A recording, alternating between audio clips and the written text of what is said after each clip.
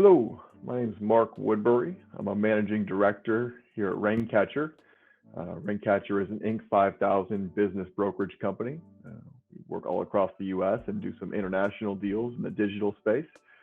And I wanted to chat with you a bit today about valuations and selling an e-commerce business. More in particular, we'll exclude catalog type e-commerce businesses for now and just focus on direct-to-consumer brands. So these are typically people who have either some engineered product that is proprietary to them or a brand that they white label a mass manufactured product with to try to differentiate themselves from their competitors.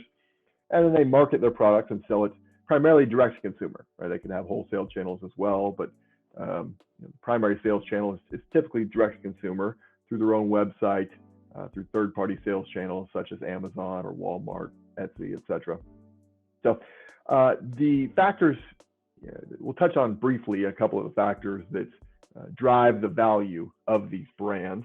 And this is true whether you're selling to an individual entrepreneur, to a private equity group, or what's been very prevalent in the space is brand aggregators that have come up. They just started in the Amazon space and now they're branching out to do all consumer goods, whether it's B2B sales channels, direct to consumer through their website, Amazon, etc.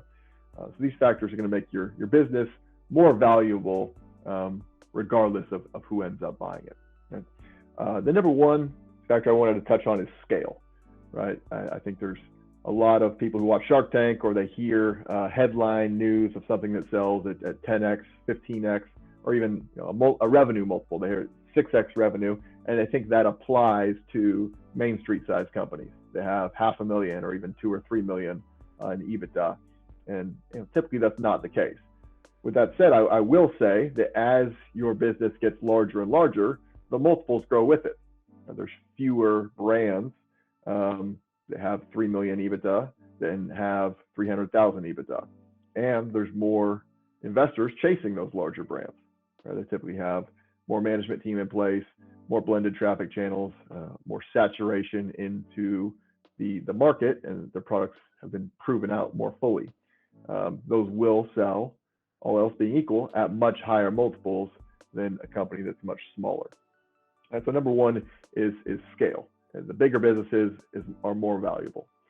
Number two is your business product-led, and you have just a great product that is differentiated from your competitors, which is outstanding, or is it marketing-led, and you're really just such a good marketer that you could sell anything? A lot of these marketing-led businesses, the products are the same as what everybody else is selling. And so there's no competitive advantage with the products.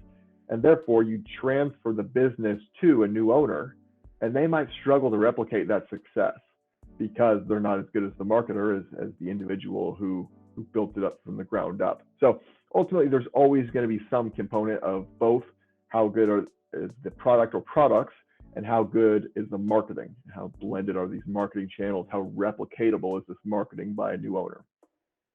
Overall, I'd say that the product-led businesses will sell for higher multiples than a marketing-led business.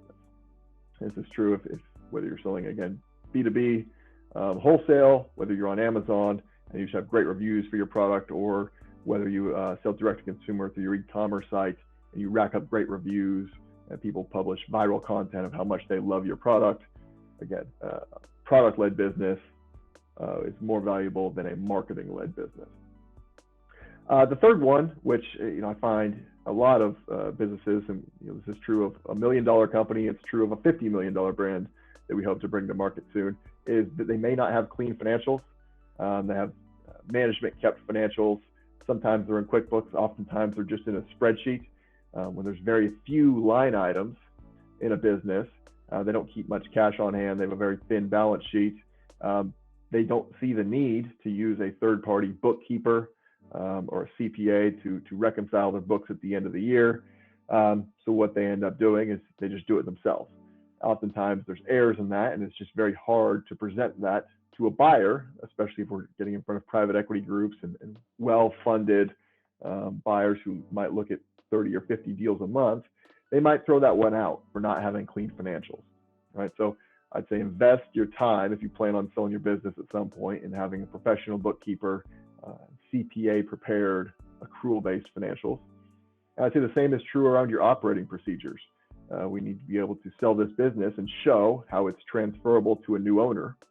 And it's not all driven by the entrepreneur who founded this and what they do and kind of how they navigate the business. The more of it, this has been documented and delegated to employees or contractors to run, and they're training based on standard operating procedures. These could be video SOPs or just Word document SOPs.